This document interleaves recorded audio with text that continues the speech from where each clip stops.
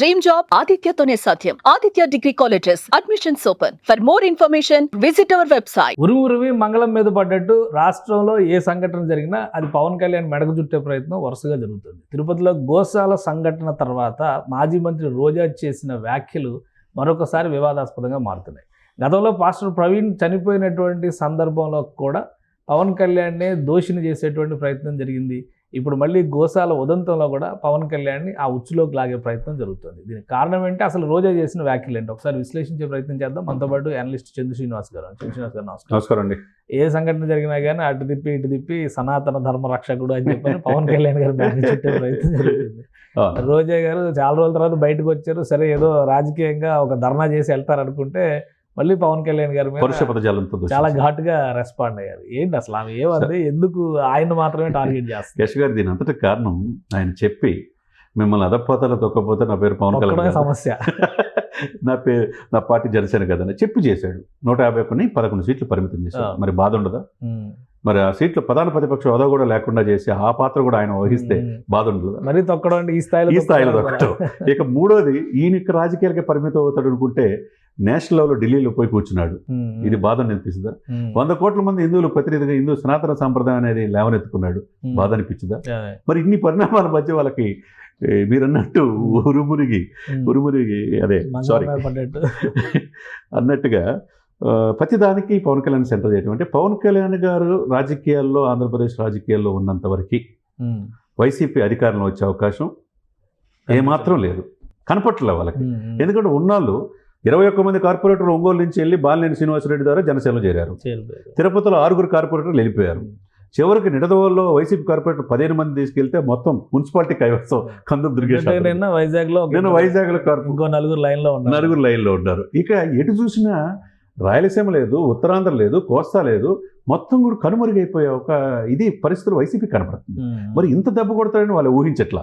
మరి ఇప్పుడు రోజా గారు ఇంతకీ రోజా గారు ఆట ఆడుకుందాం ఆంధ్ర ఏదో ఉంది కదా, అయిపోయినట్టు దాన్ని మీరేం ముట్టుకోవట్లేదు కదా,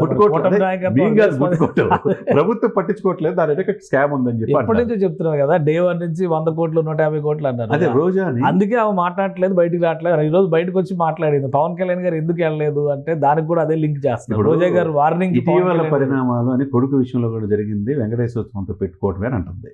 అసలు వెంకటేశ్వర ఉత్సవంతో పెట్టుకుంటే ఏందనేది వీళ్ళకి తెలిసినంత ఎవరు తెలియదు. ఈమె 45,000 ఓట్లతో మెజార్టీ నగర ప్రజలు నువ్వు కాదని చెప్పి అనుకున్నారు. ఈమె రంగులు వేసుకునే వాళ్ళు సినిమా అసలు కార్పొరేటర్ కూడా గెలవడని చెప్పి విమర్శించిన రోజా గారు తిరుపతిలో ఉండి మాట్లాడటం అంటే దెయ్యాదులు వేదాలు వల్లించినట్టుగా ఉంది. ఇవన్నీ కూడా చూస్తూ ఉంటే ప్రతిదానికి ఆయన్ని మార్క్ చేసినంత మాత్రం ఆయనకి గ్రాపేవి తగ్గదు. ఇక్కడ తిరుపతి తిరుమల పవిత్రమైన ప్లేస్లో ఏం జరుగుతుంది? హిందూ పరిరక్షకుడిగా మీరు జగన్మోహన్ రెడ్డి గారిని ప్రొజెక్ట్ చేసుకోవాలన్నా జనం నమ్మే పరిస్థితులు లేరు. మరి ఈ సిచ్యువేషన్స్లో ఏం చేయాలా? ఇప్పుడు అన్ని జిల్లాలు పోతూ ఉంటే ఇక తిరుపతిలో ఉన్న గురుమూర్తి ఎంపీ గారు కావచ్చు, లేకపోతే బొమ్మన కరుణాకర్ రెడ్డి కావచ్చు, చెవిరెడ్డి గారు కావచ్చు, వీళ్ళందరూ ఏది మాజీలు అయిపోయారు. ఒక వ్యక్తి ఎవరున్నారు ఇక అక్కడ కొద్ది గొప్ప గురుమూర్తి ఒకళ్ళు, తర్వాత పెద్దిరెడ్డి గారు, వీళ్ళే కనపడుతున్నారు. వీళ్ళందరూ కూడా లేదు, అవకాశం లేదు. మరి ఈ సిచ్యువేషన్స్ మధ్య ఒకవైపు బీజేపీ పోరాడుతుంది భానుప్రకాష్ రూపేణ, ఇక్కడ మొత్తం వైసీపీ కుట్ర చేస్తుంది. ఒకవైపు టీడీపీ బలంగా ఉంది, ఒకవైపు అక్కడ ఉన్న వైసీపీ జనసేన. ఒకటి, ఇప్పుడు ఇన్సిడెంట్ జరిగిన తర్వాత పవన్ కళ్యాణ్ గారు ఇప్పుడు మార్క్ శంకర్ సర్వైవ్ అయిన తర్వాత ఆయన సురక్షితంగా ఇంటికి తీసుకొచ్చిన తర్వాత అన్నా లెజినోవా గారు కూడా వెళ్ళి మొక్కు తీర్చుకున్నారు. అంటే వాళ్ళకి దేవుడి మీద ఉన్న భక్తిని చాలా క్లియర్గా ఎస్టాబ్లిష్ చేశారు. ఇందులో పవన్ కళ్యాణ్ గారికి శాపం, లేదంటే హెచ్చరిక, లేదా పవన్ కళ్యాణ్ గారు చేసిన తప్పుల వలన ఈ ప్రమాదం జరిగింది అనే విశ్లేషణ కొద్దిగా ఆసక్తికరంగా ఉంది. అసలు ఏంటి ఆ ఉద్దేశం ఏంటి? ఎందుకు దీన్ని కలిపి చెప్పే ప్రయత్నం చేశారు? ఏంటంటే ఇప్పుడు పాస్టర్ ప్రవీణ్ మృతి ఎందుకు జరిగింది అనేది అశోక్ కుమార్ రాజు గారు పూసకొచ్చినట్టు చెప్పారు. అది అప్రస్తుతం. దానికి పెద్ద చేసిన కేఏ పాల్ గారు, లేకపోతే ఇంకొకళ్ళు ఎవరు పాస్టర్ అజయ్ని అరెస్ట్ చేశారు, లింగం, లేకపోతే హర్షకుమార్, వీళ్ళంతా కూడా చివరి వరకు ప్రయత్నం చేస్తున్నారు.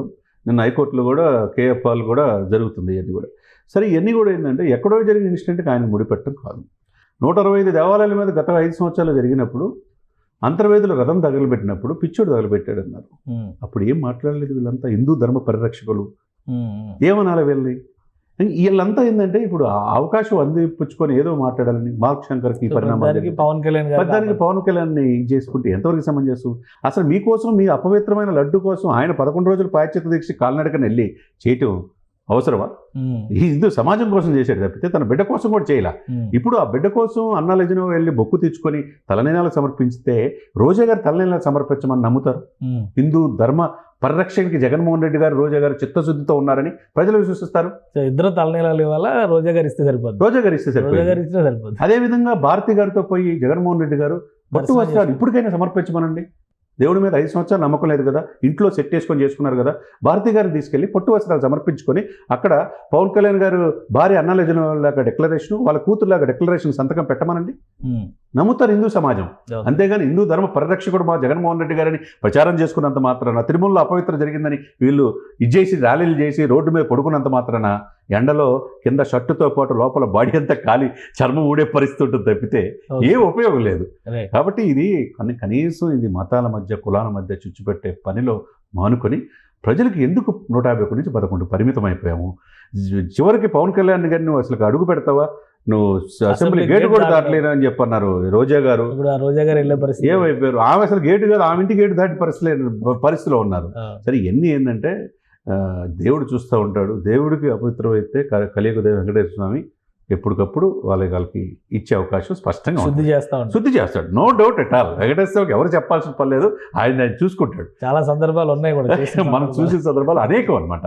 కాబట్టి పరమ పవిత్రమైన తిరుమల తిరుపతి ఆ దేవస్థానం మాటన ఈ రాజకీయాలు చేయటం వల్ల వాళ్ళకే లాస్ తప్పితే పవన్ కళ్యాణ్ గారు చంద్రబాబు నాయుడు గారికి పోయేది ఏమి ఉండదు. రైట్. ఇప్పుడు పవన్ కళ్యాణ్ గారు తిరుపతి పర్యటన రద్దు అవడానికి కేవలం ఆరోగ్య కారణాలే సార్. నిన్న 16th పనగారిగా వీళ్ళు 16th కమిషన్ వచ్చింది. పాపం చేతి నిండా సెలైన్ పెట్టుకొని వచ్చాడు సార్.